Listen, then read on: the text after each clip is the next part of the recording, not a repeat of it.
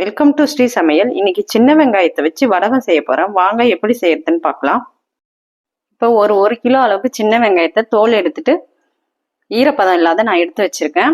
இப்போ இந்த வெங்காயத்தை மிக்சியில ஒரு பல்ஸ் கொடுத்து எடுத்துக்கலாம். ஒரு 3 ஸ்பூன் மஞ்சள் தூள் சேர்த்துக்கலாம்.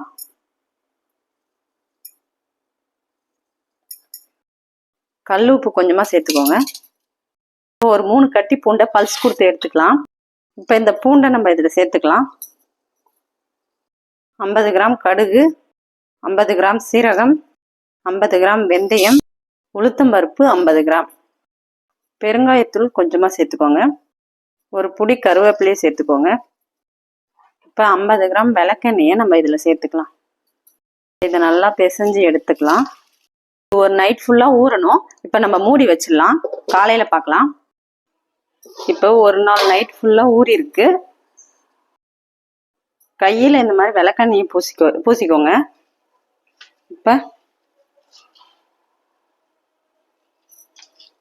இந்த மாதிரி உருண்டை பிடிச்சி வச்சுக்கோங்க.